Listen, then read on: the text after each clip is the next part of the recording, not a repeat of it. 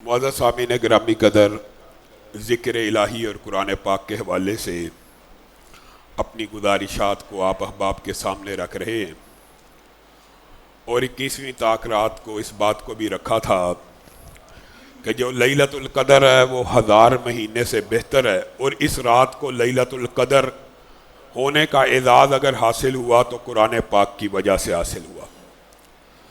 اور اس رات کے صرف اکیلی رات کے قیام کے بارے میں بھی حدیث صحیح موجود ہے، من قام لیلۃ القدر ایمانا و احتسابا غفر له ما تقدم من ذنبی، جو صرف اس ایک رات کا قیام یعنی 8 رکعت تراویح پڑھ لے گا اس کے سابقہ سارے گناہ معاف ہو جائیں گے۔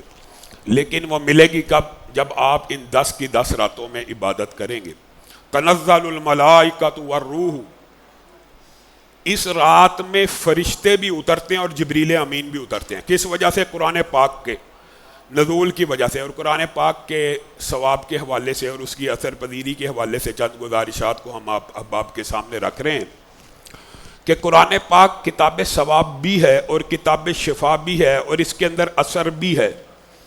رسول اللہ صلی اللہ علیہ وسلم کی 3 احادیث کے اوپر آپ نے غور کرنا ہے۔ نمبر 1، رسول اللہ صلی اللہ علیہ وسلم نے فرمایا تم میں سے کون ایسا بندہ ہے جو عاجز آ گیا، یعنی اس کے اندر اتنی ہمت بھی نہیں کہ وہ وادی عتیق وادی بطحان سے 2 موٹی تازی اونٹنیوں کو ہانک کے لے آئے۔ کیا اس بات سے عاجز آ گئے ہو؟ صحابہ حیران رہ گئے، یہ کیسی بات رسول اللہ صلی اللہ علیہ وسلم نے کی؟ صحابہ نے پوچھا یہ کیسے ہوتا ہے، یہ کیا بات ہے؟ تو رسول اللہ صلی اللہ علیہ وسلم نے کہا تم میں سے کوئی شخص مسجد میں جائے اور قرآن پاک کی صرف 2 آیات کو سیکھ کے سمجھ کے آ جائے 2 اونٹنیاں لانے سے بہتر ہے۔ کیا مطلب؟ وہ 2 اونٹنیوں کی جو ٹرانسلیشن آپ خود سمجھ لیجئے، یا تو وہ انفاق فی سبیل اللہ کر دی گئی، یا وہ ذبح کر کے لوگوں میں قربانی کی نیت سے بانٹ دی گئی، یا ان کی مالیت اور ان کی قدر و قیمت کے حساب سے آپ کے نامہ اعمال میں اجر لکھا گیا، یا ان کے جسم کے اوپر جتنے بال ہیں ذبح کرتے وقت جو ثواب ملتا ہے وہ آپ کے نامہ اعمال میں درج ہو گیا۔ یہی اس کی ٹرانسلیشن ہے۔ یہ بات آپ نے ذہن میں رکھنی ہے۔ جتنی آگے 2 حدیثیں آئیں گی ان کے بھی مطلب یہی ہے۔ رسول اللہ صلی اللہ علیہ وسلم نے یہ تو کہا مسجد میں جا کے 2 آیتیں سیکھنے کا اجر و ثواب 2 کوہان والی اونٹنیوں سے بہتر ہے۔ اور پھر رسول اللہ صلی اللہ علیہ وسلم نے کہا تم میں سے کوئی اپنے گھر آئے اور 3 اونٹنیاں پائے موٹی تازی، تو ہر شخص یہ خواہش کرنے لگا کہ ہم اپنے گھر اونٹ، ایک محبوب قسم کا مال تھا عربوں میں، تو رسول اللہ ان کو اس مال سے سمجھایا کرتے تھے۔ ہر شخص یہ چاہتا ہے میں گا رہا ہوں تو 3 اونٹنیاں عرب کے مطابق۔ آج کے مطابق تم میں سے، آج کی اگر ایگزیکٹ ٹرانسلیشن کی جائے تو تم میں سے کون چاہتا ہے کہ گھر داخل ہو 3 لینڈ کروزریں کھڑی ہوں، 3 ہونڈا اکارڈ کھڑی ہوں، 3 بہترین سواریاں کھڑی ہوں؟ کون چاہتا ہے؟ ایمانداری سے کوئی خطیب آپ کے سامنے اگر یہ بات کہے گا آپ میں سے کون چاہتا ہے کہ آپ گھر جائیں تو آپ کو 3 لینڈ کروزریں مل جائیں؟ ہر بندہ کہے گا ہم چاہتے ہیں، لا محالہ۔ اور اس دنیا کے مال کو بھی چاہنا حلال طریقے سے کوئی عیب نہیں ہے۔ تو صحابہ نے کہا ہر بندہ چاہتا ہے۔ تو رسول اللہ صلی اللہ علیہ وسلم نے آسان کلیہ بتایا۔ وہ پہلا کلیہ بھی آسان ہے، آپ کے لیے ہو سکتا ہے مشکل ہے، صرف 2 آیتیں سیکھنا مسجد میں آ کے، مسجد کی وہاں پہ شرط ہے۔ اور یہاں پہ یہ کہا رسول اللہ صلی اللہ علیہ وسلم نے تم میں سے کوئی قیام میں کھڑا ہو جائے اور 3 آیتوں کا قیام کر لے، یہ 3 اونٹنیاں پانے سے بہتر ہے گھر آ کے۔ 4 تو 4، 5 تو 5، 6 تو 6، اور 10 پڑے گا تو 10۔ کن سے؟ آج کل کی، اگر آج کل بھی وہ صرف اونٹنیوں کی قیمت لگا لی جائے تو ان سے بہتر ہے قیام میں صرف 10 آیات کا پڑھنا۔ اور تیسری حدیث، ایک صحابی رسول اللہ صلی اللہ علیہ وسلم کے پاس آئے اور آ کے کہنے لگے اے اللہ کے رسول آج مجھے بڑا نفع ہوا، اور بالعموم جو چیز دگنی قیمت پہ بک جائے اس کو بڑا اچھا سمجھا جاتا ہے، لیکن ان کو کئی گنا نفع ہوا، یعنی 2 روپے کی چیز 4 کی نہیں بکی، 2 روپے کی چیز 20 کی بکی، 40 کی بک گئی، ایک زیادہ نفع ہوا۔ تو وہ اونچی سے آ کے رسول اللہ صلی اللہ علیہ وسلم کو بتانا شروع ہو گیا اللہ کے رسول مجھے آج اتنا نفع ہوا کاروبار میں، تجارت میں. تو رسول اللہ صلی اللہ علیہ وسلم نے امت کے لیے اور ان صحابی کو سمجھانے کے لیے مجھے اور آپ کی رہنمائی کے لیے ایک جملہ کہا یہ دنیا کی جو تو نے سب سے زیادہ نفع مند تجارت کی ہے، مفہوم یہ ہے اس سے بہتر تجھے تجارت نہ بتاؤں؟ کہا بتائیے. کہا تو اللہ کے کلام کی 10 آیتوں کی تلاوت کر، اس تجارت سے بہتر تیری اللہ کے ساتھ تجارت ہے. کلام اللہ کو ہم نے حقیقی معنوں میں کچھ سمجھا نہیں، اور نہ اس کے ثواب کا، اس کی اہمیت کا، اس کی اثر پذیری کا، اس کے مطالب کا، اس کے مفاہیم کا. اتنا مؤثر قرآن ہے. وَالنَّجْمِ إِذَا هَوَى مَا ضَلَّ صَاحِبُكُمْ وَمَا غَوَى وَمَا يَنْطِقُ عَنِ الْهَوَى إِنْ هُوَ إِلَّا وَحْيٌ يُوحَى. اور کبھی کہہ عَلَّمَهُ شَدِيدُ الْقُوَى ذُو مِرَّةٍ فَاسْتَوَى وَهُوَ بِالْأُفُقِ الْأَعْلَى. اور پھر کہا ثُمَّ دَنَا فَتَدَلَّى فَكَانَ قَابَ قَوْسَيْنِ أَوْ أَدْنَىٰ. رسول اللہ، یہ سچا واقعہ ہے، رسول اللہ ان آیات کی اس ردم سے تلاوت کر رہے تھے کہ تلاوت کرنے کے بعد جب سجدہ کیا تو مکہ کے مشرکین بھی سجدہ ریز ہو گئے. یہ کلام اللہ ایسی تاثیر والی کتاب ہے، لیکن تاثیر ملے گی کس کو؟ جو سمجھ کے پڑھے گا. آپ کو کیا پتا اللہ کیا ہے کہہ رہا ہے؟ تو پھر آپ اس تاثیر کو، اس ذائقے کو، اذا سمعوا ما انزل الى الرسول ترى اعینهم تفیض من الدم. اور جو قرآن اللہ کے رسول پہ نازل ہوتا ہے، جب مسلمان سنتے ہیں اور جب لوگ سنتے ہیں ان کی آنکھوں سے آنسو نکلنا شروع ہو جاتے ہیں. قل اوحی الی انہ استمع نفر من الجن فقالوا انا سمعنا قرآنا عجبا. تاثیر ایسی ہے کہ جن بھی اگر سن لے تو وہ کہتا ہے ہم نے عجیب قرآن سنا ہے، ان جیسی آیات تو کبھی سنی نہیں، اس جیسا کلام تو کبھی سنا نہیں. عتبہ بن ربیعہ، اور یہ ایک واقعہ نہیں ہے، یہ اکیلا موضوع بڑا طویل ہے. عتبہ بن ربیعہ کو قریش مکہ نے بھیجا تھا رسول اللہ صلی اللہ علیہ وسلم کے پاس کہ کچھ بارگیننگ کر لو، کچھ گیو اینڈ ٹیک کر لو. وَدُّوا لَوْ تُدْهِنُوا فَيُدْهِنُوا. کچھ گیو اینڈ ٹیک کرو، کوئی اس کی مان لیتے ہیں، کچھ اپنی منا لیتے ہیں. رسول اللہ صلی اللہ علیہ وسلم نے قرآن پاک کی آیات حامیم سجدہ کی، فصلت کی تلاوت کرنا شروع کی. وہ عتبہ بن ربیعہ سمجھدار بندہ تھا. وہ واپس جا کے قریش مکہ کو کہنے لگا اللہ کی قسم، اللہ ہی کو گواہ بنا کے، کہ یہ جو کلام ہے یہ کسی شاعر کا کلام نہیں ہے، یہ کوئی شاعری نہیں ہے، یہ کوئی گھڑی ہوئی بات بھی نہیں ہے، یہ یقیناً رب تعالیٰ کا کلام ہے. بہتر یہی ہے اس کے اوپر ایمان لے آئیں. لیکن ضد تھی، ہٹ درمی تھی. رات کو اٹھ کر اس کلام پاک کی آپس میں طے کرتے تھے، سننا ہی نہیں، کانوں میں انگلیاں دے دینی ہے، سننا ہی نہیں. لیکن راتوں کو اٹھ کے تلاوت سنتے تھے، دل پہ اثر ہوتا تھا. صبح اپنے کنبے قبیلے کو چہرہ دیکھتے تھے اور اپنی ضد پہ اڑ جاتے تھے، اثر پذیری بھی ہے. آپ کے سامنے آیت رکھی، یہ قرآن اگر پہاڑوں کے اوپر نازل ہو جائے تو پہاڑ ریزہ ریزہ ہو جائیں، تو انسان بھی اگر اس کو ترجمے کے ساتھ پڑھے گا تو اثر پذیری کیسی ہوگی. رسول اللہ صلی اللہ علیہ وسلم کے ایک صحابی ہیں اسید بن خضیر، قرآن پاک کی تلاوت کر رہے ہیں رات کے پچھلے پہر. اچانک قرآن پاک کی تلاوت میں جب مستغرق ہو جاتے ہیں، محو ہو جاتے ہیں، تو گھوڑا بدکنا شروع کر دیتا ہے. پاس یا بیٹا سو رہا ہے، گھبرا جاتے ہیں کہ گھوڑے کی ٹانگ یا کو نہ لگے، تلاوت روک دیتے ہیں. جب وہ تلاوت روکتے ہیں آپ دیکھتے ہیں کہ وہ گھوڑا جو ہے بدکنا بند ہو گیا، اپنی جگہ پہ پھر کھڑا ہو گیا. آپ پھر تلاوت شروع کر دیتے ہیں. جیسے ہی تلاوت میں مستغرق ہوتے ہیں گھوڑا پھر بدکنا شروع کر دیتا ہے. یہ 2-3 مرتبہ ہوتا ہے. آخری مرتبہ غور کرتے ہیں کہ یہ گھوڑا بدکتا کیوں ہے. آنکھیں اٹھتی ہیں، جب وہ تلاوت میں مستغرق ہوتے ہیں تو گھوڑا جب بدک رہا ہے، ادھر ادھر نظر ڈالی، آسمان پہ نظر ڈالی. ایک چھتری ہے، چھتری نما ایک چیز ہے، ایک ٹکڑا سا ہے چھتری نما، اس کے اندر دیے سے ٹمٹما رہے ہیں.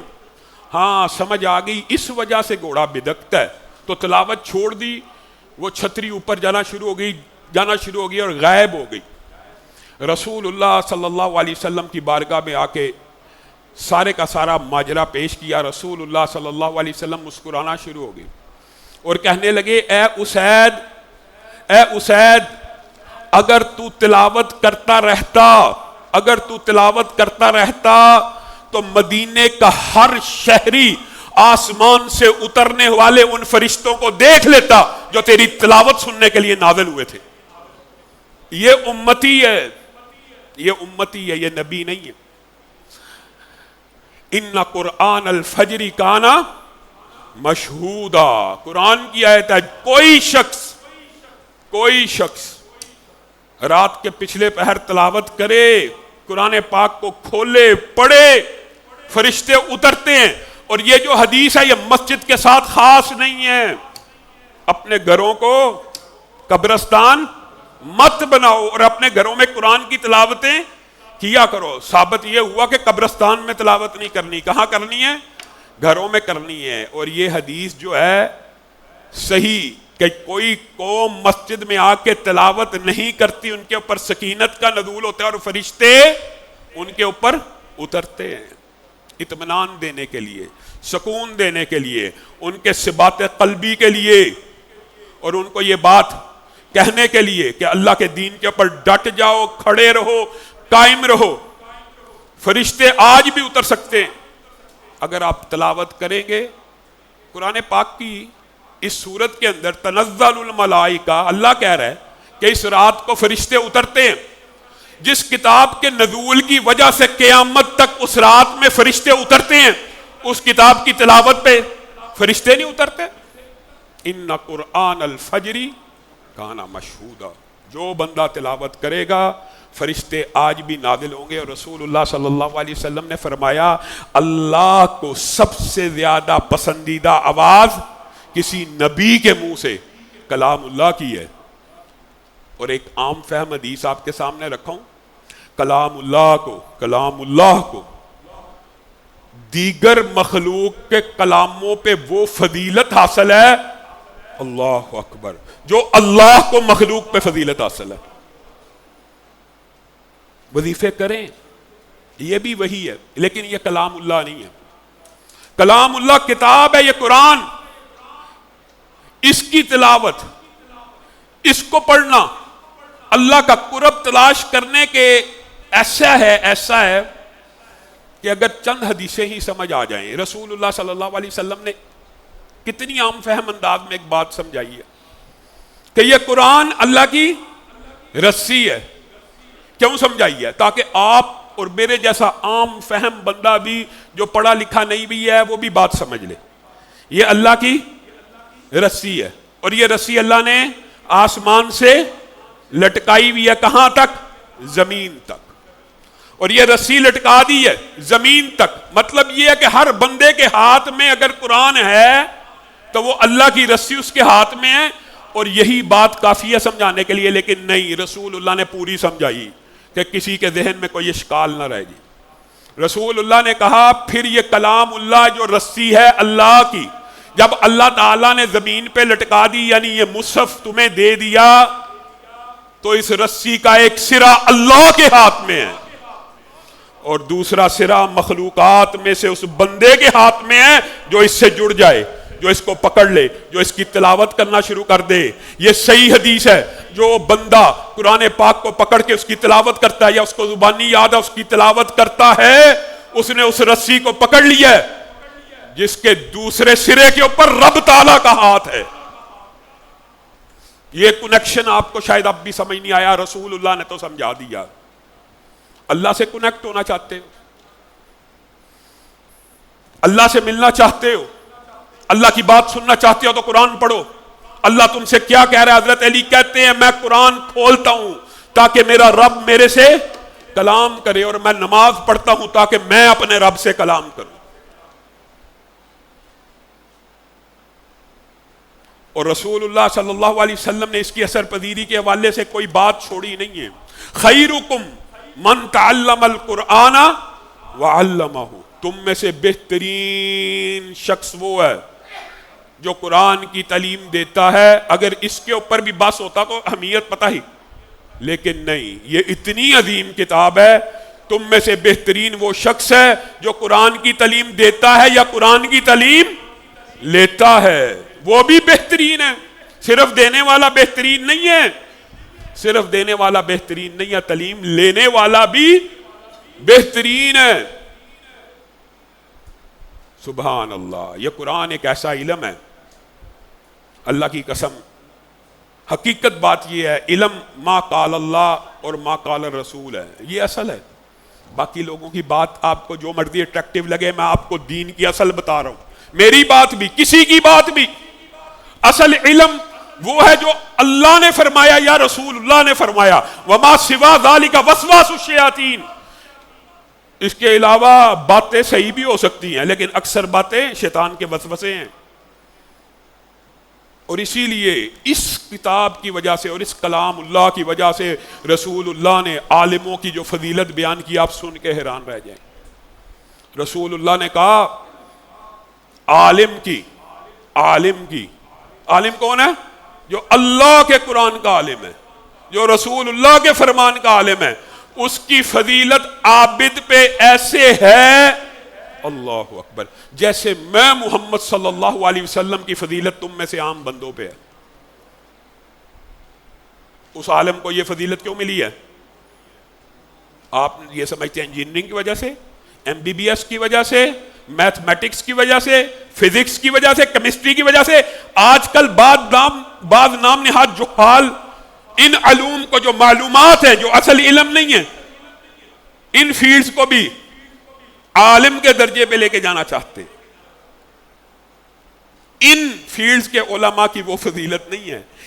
قرآن اور سنت کے عالم کی یہ فضیلت ہے, اور ایک حدیث نہیں ہے, یہی کافی ہے ویسے سمجھانے کے لیے. لیکن یہ بھی کہا کہ جس طرح ستاروں میں سے تمہیں 14ویں کا چاند اچھا لگتا ہے, اس طرح عابدوں کے اوپر عالم کی فضیلت ہے. وجہ کیا؟ ایک عالم. اور یہ حدیث صرف اس موضوع پہ جو فضیلت علم ہے, یہ ایک لمبا طویل موضوع ہے, لیکن یہ علم کیا ہے؟ یہ قرآن ہے, یہ حدیث ہے. ایک عالم کی تعلیم سے ہزاروں عابد پیدا ہوتے ہیں, اور رسول اللہ کی حدیث ہے مجھے عابدوں سے بہتر مفہوم ہے, مجھے عابدوں سے بہتر عالم مطلوب ہیں. اور رسول اللہ نے اپنے صحابہ کو کہا تھا جو کوئی مسجد میں آ جائے, اللہ کی قسم میرا اور آپ کا طرز عمل بھی یہ ہونا چاہیے, یہ بھی وصیت ہے, جو کوئی مسجد میں آ جائے اس کو ویلکم کیا جائے اور اس کو خوشخبری سنا دی جائے کہ اس نے رسول اللہ کی وصیت پہ عمل کیا. رسول اللہ کہہ رہے ہیں جو مسجد میں آ جائے اور اس کو یہ علم کی شمع, یہ جو قرآن اور حدیث کا نور ہے, اس کو بتاؤ کہ یہ رسول اللہ صلی اللہ علیہ وسلم کی وراثت عطا ہے. قربان جائیں صحابہ کے اوپر, انہوں نے بھی دین کے ابلاغ کو پوری طرح امت تک پہنچایا. ایک مرتبہ حضرت ابو ہریرہ کھڑے ہو گئے اور مسجد النبی سے باہر نکل گئے اور بازار میں جا کے اعلان کرنے لگے, او لوگو, مسجد النبی میں رسول اللہ کی وراثت تقسیم ہو رہی ہے, رسول اللہ کی وراثت تقسیم ہو رہی ہے. پورا بازار دوڑتا ہوا مسجد النبی کی طرف چلا آیا. حضرت ابو ہریرہ دیکھ رہے ہیں لوگ جا رہے ہیں, وہ ادھر ہی کھڑے رہے. کچھ دیر بعد دیکھا کہ کچھ لوگ واپس آ گئے. اے ابو ہریرہ, آپ تو کہہ رہے تھے رسول اللہ کی وراثت مفت میں تقسیم ہو رہی ہے, جو چاہتا ہے جتنا چاہتا ہے لے لے, ہم گئے ہیں وہاں پہ تو کوئی مال دیکھا نہیں ہے. تو حضرت ابو ہریرہ نے کہا قرآن کا کوئی حلقہ موجود تھا جو قرآن پڑھا رہا تھا؟ جی ہاں. درس تبلیغ کا سلسلہ جاری تھا؟ جی ہاں. نیکی کی بات ہو رہی تھی؟ جی ہاں. یہی رسول اللہ کی وراثت ہے, اور رسول اللہ صلی اللہ علیہ وسلم نے اسی کی وصیت کی ہے. اور رسول اللہ صلی اللہ علیہ وسلم کے امت میں سے رسولوں کے اور نبیوں کے وارث علماء ہیں.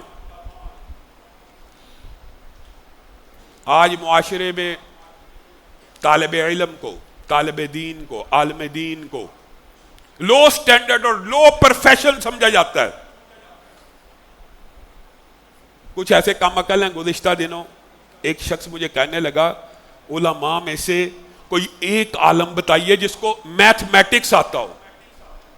جواب میں نے کچھ اور دینا تھا کہ علماء کے لیے میتھمیٹکس کا آنا مطلوب ہی نہیں ہے، لیکن صرف دلیل کے طور پہ میں نے کہا یار آپ کیسی بات کرتے، علماء میں انجینئر بھی ہیں. کہتا کوئی ایک انجینئر بتا دیں. ان کے نزدیک علماء انجینئر ہونے چاہیے. جو پروفیشن ہے علم دین کا، اگر آپ سنیں حیران رہ جائیں. یہ آپ کے لیے بھی ہے، میرے لیے بھی ہے. جو بندہ علم، پہلی بات کیا ہے، پہلی بات سمجھ لے، علم صرف قرآن اور حدیث کا علم ہے. باقی ساری معلومات ہیں، ان کو حاصل کرنا جائز ہے، درست ہے. معاشرے کے اندر اصلاح کے لیے، آسانیوں کے لیے اس نیت سے حاصل کیا جائے کہ مسلمان امت کو فائدہ پہنچے گا، ثواب بھی ہے، ثواب بھی ہے. لیکن وہ علم جس کے بارے میں رسول اللہ صلی اللہ علیہ وسلم نے فضائل بیان کی ہیں، وہ صرف قرآن اور حدیث کا علم ہے بس. رسول اللہ صلی اللہ علیہ وسلم نے فرمایا جو بندہ گھر سے اس قرآن پاک، اس دین کا علم حاصل کرنے کے لیے نکلتا ہے، اس کے لیے جنت کا راستہ آسان ہو جاتا ہے.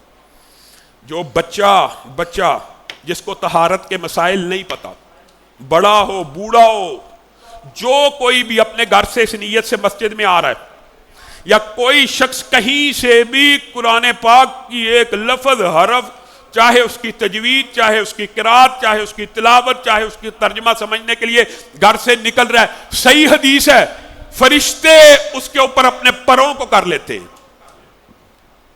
اور بعض روایات میں اس کے پیروں کے نیچے رکھ دیتے ہیں. ایک فرشتہ، دو فرشتے، تین فرشتے نہیں. رسول اللہ نے کہا جو قرآن پاک اور اس دین کی تعلیم کے لیے گھر سے نکلتا ہے، فرشتے زمین سے لے کے آسمان تک ایک دوسرے کے کندھوں کے اوپر چڑھ کے اس کے اوپر سایہ کر لیتے ہیں. آپ کو علم کی اور عالم دین کی قدر و منزلت کا اندازہ، اور دین کے طالب علم کی قدر و منزلت کا اندازہ نہیں ہے. اس کتاب کی وجہ سے یہ مقام بلند ملا، یہ مقامات ملتے ہیں تو اس کتاب کی وجہ سے، جس کو ہم نے چھوڑ دیا، ترک کر دیا. رسول اللہ صلی اللہ علیہ وسلم نے فرمایا اللہ کی قسم، صحیح حدیث ہے، میرا کیا مفاد ہے.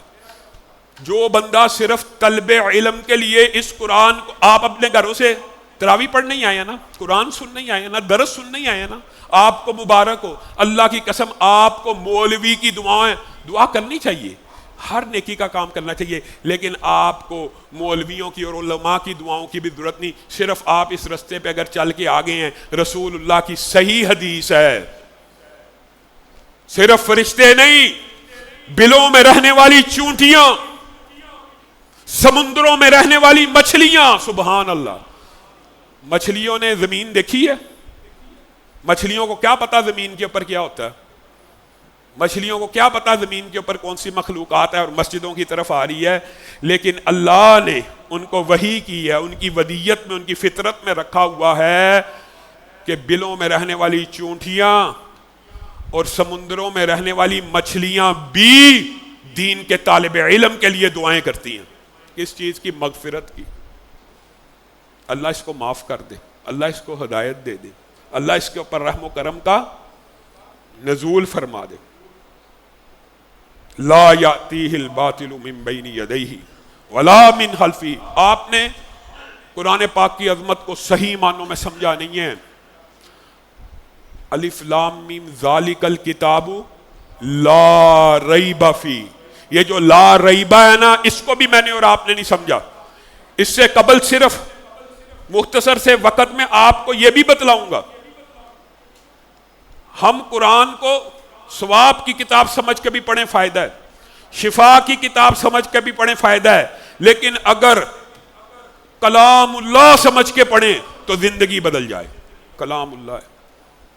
امام مالک رمضان کا مہینہ آتا تھا، فتووں کے رجسٹر، اپنا دفتر بند کر کے قرآن پاک کی تلاوت میں مستغرق ہو جایا کرتے تھے. سارا دن قرآن پڑھتے تھے، حتیٰ کہ کوئی سوال کرنے والا سوالی آتا، بیٹھ جائیں، کوئی سوال کرنے والا سوالی آتا تو اس کو کہتے کہ رمضان میں ہم سوال و جواب بھی نہیں کرتے، رمضان کا مہینہ قرآن کا مہینہ ہے. آپ نے بہت سی روایات سنی ہیں، لیکن آج میں آپ کو ایک ایسی بات بتاتا ہوں جو شاید آپ کے لیے نہیں ہو۔ آپ نے یہ روایت سنی ہے نا کہ قرآن پاک کم از کم 3 دن میں ختم کرنا چاہیے۔ یہ روایت صحیح ہے، اس کا معنی اور مفہوم جو معاشرے میں ہے وہ صحیح نہیں ہے۔ وہ کیا ہے؟ وہ یہ ہے کہ یار 10 پارے ایک دن میں بس پڑھنے چاہیے۔ اور جب حضرت عثمان شہید ہوئے تو ان کی بیوی نے کہا تم نے زمین کی پشت کے اوپر ایسے بندے کو شہید کیا ہے جو ایک رکعت میں پورا قرآن پڑھا کرتا تھا۔ یہ ہمارے جتنے امام گزرے، امام شافعی، امام مالک، امام احمد ابن حنبل، یہ ایک ایک دن میں پورا قرآن پڑھ لیا کرتے تھے۔ اور 10 پاروں کی جو بات ہے وہ یہ تدبر، فہم اور غور و فکر کے ساتھ ہے کہ اگر پورا غور و فکر کر کے پڑھنا ہے تو 10 پارے پڑھنے ہیں۔ ویسے اللہ تعالیٰ نے جن علماء کو شرح صدر دیا ہوتا ہے وہ پورا قرآن بھی فہم و تدبر کے ساتھ ایک دن کے اندر پڑھ لیتے ہیں، ایک رکعت میں پڑھ لیتے ہیں۔ خود رسول اللہ صلی اللہ علیہ وسلم 5 6 پارے ایک ایک رکعت میں پڑھتے ہیں۔ میں ماضی کی باتیں کیا کروں؟ شاید آپ کو لگے یار اللہ کی قسم جب قرآن زبان کے اوپر جاری ہو جاتا ہے نا تو قرآن پڑھنے والے 8-9 گھنٹے میں پورا قرآن پاک پڑھ لیتے ہیں، پورا قرآن پاک۔ اور ہر بندے کے پاس دن میں اتنا ٹائم فارغ ضرور ہوتا ہے کہ وہ پورا قرآن پاک بھی پڑھنا چاہے تو پڑھ سکتا ہے۔ میں پرانی بات نہیں کرتا، آج سے صرف 25-30 سال قبل تک حافظ محمد گودلوی، مولانا عبد المنان وزیر آبادی، مولانا عبد الجبار غزنوی، مولانا عبداللہ غزنوی، زیادہ دور کی بھی نہیں مثال دیتا، یہ گجرا والا، یہ گوندلا والا، جب تک حافظ محمد گوندلوی زندہ رہے ہر روز 10 سپاروں کی امامت کرایا کرتے تھے۔ اور پیچھے یہ نہیں کہ مقتدی نہیں تھے ہوتے، پیچھے 10 پارے سننے والوں کی بھی بڑی تعداد ہوا کرتی تھی۔ میں نے اور آپ نے قرآن کے ساتھ کیا تعلق استوار کیا ہے؟ رمضان کا مہینہ آیا ہے، قرآن پاک کو سمجھیں، اس کی اثر پذیری، اس کے اندر لکھا کیا ہے، اس کی تلاوت کریں۔ اور چارٹ کے اوپر تو ہم نے لکھ کے لگایا کم از کم 1 پارہ، لیکن اللہ کی قسم ہر بندے کے پاس اتنا وقت ضرور ہوتا ہے، ہر بندے کے پاس پوری زندگی بھی اگر وہ چاہے کہ میں نے یہ جو ذکر کی فضیلت ہے اس کی وجہ یہ ہے، اس کے لیے بہت زیادہ محنت سٹرگل نہیں ہے، یہ صرف یادداشت ہے۔ کیا یاد؟ یہ ہے کہ جو ہی فارغ ہوا، یہ کاروبار کیا، یہ گیو اینڈ ٹیک ہو گیا، ختم ہوگی بات، تو زبان سے سبحان اللہ سبحان اللہ سبحان اللہ سبحان اللہ کہنے میں کیا مسئلہ؟ کوئی مسئلہ؟ کوئی محنت مزدوری لگ رہی ہے؟ کوئی سٹرگل کرنی پڑ رہی ہے؟ جتنا قرآن پاک یاد کیا قل هو اللہ احد اسی وقت پڑھنا شروع کر دیا، کوئی محنت لگ رہی ہے؟ ایک دفعہ پڑھا 10 پاروں کا ثواب حاصل کر لیا، کتنی محنت ہے؟ یہ ذکر ہے۔ ذکر سے مراد یہ ہے کہ انسان جیسے ہی دنیاوی امور سے فارغ ہو اسی وقت دل میں اللہ کی یاد جاگ جائے، اسی وقت۔ اللہ کی قسم اگر آپ چاہیں تو اپنی زندگی میں ہر روز 4 گھنٹے 5 گھنٹے انسان کے پاس آنے جانے، کاروبار میں آنے جانے کے لیے بھی ہوتے ہیں، اور ادھر بیٹھ کے فارغ وقت گزارنے کے بھی ہوتے ہیں۔ آپ کبھی اپنے موبائل پہ ٹائمر لگائیے اور اس میں دیکھیے آپ کتنی دیر موبائل کے اوپر بیٹھتے ہیں، آپ کو پتا چل جائے گا آپ کر کیا رہے ہیں۔ ٹائمر رات کو بتائے گا آپ نے 3 گھنٹے موبائل استعمال کیا، 4 گھنٹے۔ 4 گھنٹے کے اندر ہر بندہ ہر روز 10 پارے پڑھ سکتا ہے، ہر بندہ ہر روز آرام سے۔ رسول اللہ صلی اللہ علیہ وسلم نے فرمایا قرآن پڑھا کرو پڑھا کرو پڑھا کرو، یہ اپنے پڑھنے والوں کے لیے سفارشی بن کے آئے گا، اور اس سے بہتر کوئی سفارشی نہیں ہوگا۔ اے اللہ کے رسول کیا مطلب؟ یہ کہے گا اے اللہ یہ بندہ قرآن پڑھا کرتا تھا، اسے عزت عطا کر۔ اللہ اسے عزت کا تاج پہنائے گا، کہے گا اللہ یہ کلام اللہ پڑھا کرتا تھا، اسے مزید عطا کر۔ اسے خلت فاخرہ عطا کی جائے گی، کہے گا اللہ یہ قرآن پڑھا کرتا تھا، تیرا کلام پڑھا کرتا تھا، اس کو مزید عزت عطا کر۔ اللہ مزید عزت عطا کرے گا، وہ اللہ سے جھگڑا کرتا جائے گا، اللہ یہ پڑھتا تھا اس کو اور عطا کر۔ اللہ پھر کہیں گے اچھا یہ جتنا دنیا میں پڑھتا تھا پڑھنا شروع کرے، میں دینا شروع کر دوں گا۔ کرے پڑھنا شروع، پڑھو تو اللہ دے گا۔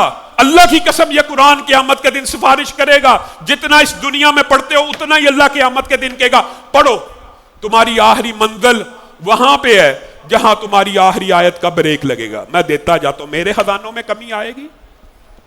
اس لیے اس حدیث سے استدلال کرتے ہوئے جنت کے 100 بڑے درجے ہیں, 100 بڑے, اور نارمل درجے 6200 سے بھی زیادہ ہے جتنی قرآن کی آیتیں اللہ نے رکھے ہیں. کس کے لیے؟ قاری قرآن کے لیے. پڑھتا جا اور چڑھتا جا, پڑھتا جا اور چڑھتا جا. اور قرآن پڑھانے والوں کے لیے وہ اجر و ثواب الگ ہے, لیکن وہ والدین جو اپنے بچوں کو قرآن کی تعلیم کے لیے, تبلیغ کے لیے اور پڑھنے کے لیے ڈالتے ہیں, ان کو خوبصورت خلت فاخرہ دی جائے گی. اے اللہ یہ ہمیں کیوں ملی؟ ہمیں تو کوئی بات یاد نہیں, نیکی کا عمل. تمہیں یاد نہیں ہے, تمہارا رب بھولنے والا نہیں ہے. تم نے اپنے بچوں کو قرآن کی تعلیم میں ڈالا تھا, یہ اس کا بدلہ ہے. قرآن پاک اللہ رب العزت کا ایک ایسا زندہ معجزہ, آپ حیران رہ جائیں گے. ذالک الکتاب لا ریب فیہ جب کہا گیا, آپ ایمانداری سے ذرا ایک چیز کے اوپر غور کرنا. پہلی وحی کون سی تھی؟ اقرا. کون سے پارے میں؟ کتنی آخر میں؟ آخری صورتوں میں جا کے. لیکن اللہ رب العزت نے قرآن پاک کی ترتیب ایک نزولی ہوتی ہے, ایک ترتیب توقیفی ہے. یہ جو آج کل ہم قرآن پڑھتے ہیں ترتیب توقیفی ہے جو رسول اللہ نے لگائی ہے. جبریل امین تلاوت کرتے ہی کہ نازل ایسے ہوا تھا لیکن پڑھنا ایسے ہے, اور صورتیں آگے پیچھے نازل ہوتی گئی. شاید میں اپنی بات آپ کو سمجھا نہ پاؤں, آسان کر کے سمجھاتا ہوں. صورتیں آگے پیچھے نازل ہوئی ہیں, پہلے اقرا نازل ہوئی ہے, لیکن جب ترتیب توقیفی ابھی مکمل نہیں ہوئی, کچھ آیتیں اللہ نے نازل کی سورہ بقرہ میں, کچھ آیتیں نازل کی 11ویں سورت میں, کچھ آیتیں نازل کی 15ویں پارے میں. ترتیب رسول اللہ صلی اللہ علیہ وسلم نے قرآن پاک کے پورے نازل ہو جانے کے بعد لگائی ہے. لیکن آج اگر اس ترتیب کو اٹھایا جائے, ایک سورت پڑھ لیں, دوسری سورت میں پہنچیں گے تو اللہ کہے گا فَأْتُوا بِسُورَةٍ مِّن مِّثْلِهِ, یہ جو ایک سورت پیچھے پڑھ کے آئے ہو اس جیسی ایک سورت لے کے آؤ. بات شاید سمجھ نہیں آئی. 11ویں سورت پہ پہنچو گے تو اللہ کہے گا فَأْتُوا بِعَشْرِ سُوَرٍ مِّثْلِهِ مُفْتَرَيَاتٍ, یہ جو پیچھے 10 گزری ہیں ان جیسی لے کے آؤ. جب 15ویں پہ پہنچو گے تو اللہ کہے گا قُلْ لَئِنِ اجْتَمَعَتِ الْإِنسُ وَالْجِنُّ عَلَىٰ أَن يَأْتُوا بِمِثْلِ هَٰذَا الْقُرْآنِ لَا يَأْتُونَ بِمِثْلِهِ, اس جیسا قرآن لے کے تو آؤ, نہیں لے کے آؤ گے. یہ معجزہ ہے. اگر آپ کو ترتیب نزولی اور توقیفی سمجھ آ جائے تو قرآن پاک کے اسی معجزے کے اوپر آپ ایمان لے آئیں. اور رسول اللہ صلی اللہ علیہ وسلم جیسے اسید بن خضیر کا واقعہ ہے نا, وہ تو فرشتے نازل ہوئے. بعین اسی طرح کا ایک واقعہ شخص کے ساتھ اور پیش آیا, وہ سورۃ کہف کی تلاوت کر رہا تھا, سیم ایسا واقعہ آیا. رسول اللہ نے کہا تھا وہ سکینت اتری ہے, سکینت اتری ہے. ہمیں ڈپریشن ہے, کیا پڑھیں؟ قرآن پڑھو. ایک بات یاد رکھیے گا, اپنی زندگی کے تمام تر مطالعے کا ایک خلاصہ آپ کے سامنے رکھنا چاہتا ہوں. زندگی کے اندر جتنی مشکلات ہیں, جتنی پریشانیاں ہیں, جتنی حاجات ہیں, جتنی رزق کی بندشیں ہیں, جتنا کمانا چاہتے ہو, جتنے قرض اتارنا چاہتے ہو, جتنے گھر بنانا چاہتے ہو, 4 چیزیں ہیں. ان میں سے ایک چیز کو پکڑ لو تو مل جائے گی, چاروں کو پکڑ لو تو پھر اللہ تعالیٰ اور برکتوں کا نازل فرمائے گا. پہلی چیز قرآن پاک ہے. جو بندہ قرآن پاک کو پکڑ لے اس کو پھر رزق, بیماری, جادو, جنات, کسی بھی چیز کی کوئی پریشانی نہیں. وجہ کیا؟ وجہ یہ ہے کہ رسول اللہ صلی اللہ علیہ وسلم نے فرمایا جو بندہ قرآن پڑھتا ہے اور قرآن کا پڑھنا اسے باقی عبادات کو مختصر کرنے پہ مجبور کر دیتا ہے. کیا مطلب؟ ایک بندہ 10 بارے روزانہ کی منزل پڑھتا ہے, وہ 100 دفعہ نہیں پڑھ سکتا سبحان اللہ والحمد للہ ولا الہ الا اللہ واللہ اکبر ولا حول ولا قوۃ الا باللہ, وہ نہیں پڑھ سکتا لا الہ الا. تو رسول اللہ صلی اللہ علیہ وسلم نے فرمایا جو صرف قرآن پڑھتا ہے نا, تو جو قرآن نہیں پڑھتے اور اللہ تعالیٰ سے دعائیں مانگ رہے ہوتے ہیں, انہوں نے جتنی دعائیں کی ہیں, جتنی دعائیں کی ہیں وہ تو اللہ قبول کرتا ہی ہے, لیکن اس قرآن پڑھنے والے کو یہ بن مانگے مل جاتی ہیں. جو باقی لوگ دعائیں مانگ رہے ہوتے ہیں, یہ قرآن پڑھنے والے کو بن مانگے مل جاتی, بن مانگے. اور دوسری بات ہے درود پاک. صرف درود پاک بھی اگر پڑھتے رہو تو سب کچھ مل جائے گا. صرف سبحان اللہ والحمد للہ ولا الہ الا اللہ واللہ اکبر ولا حول ولا قوت الا باللہ استغفر اللہ واتوب الیہ، یہ 7 کلمے پڑھو، ہر چیز مل جائے گی.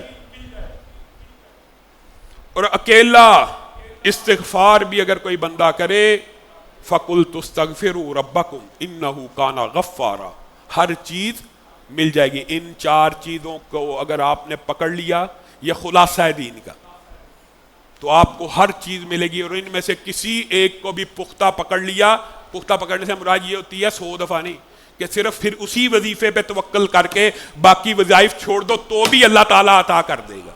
ابی ابن کعب کی حدیث جو درود پاک کے بارے میں، وہ اسی سے متعلق ہے. قرآن پاک میں جی یہ جی ثواب نہیں ہے، جی یہ نہیں ہے، جی وہ نہیں ہے، جی رسول اللہ صلی اللہ علیہ وسلم مسبحات کے بارے میں کہا کرتے تھے. مسبحات، سبح یسبح، سبح اسم ربک الاعلی، سبحان الذی اسری، یہ 7 صورتیں، حدید، جمعہ، تغابن، حشر، اسراء اور سبح اسم ربک الاعلی سورۃ اعلی.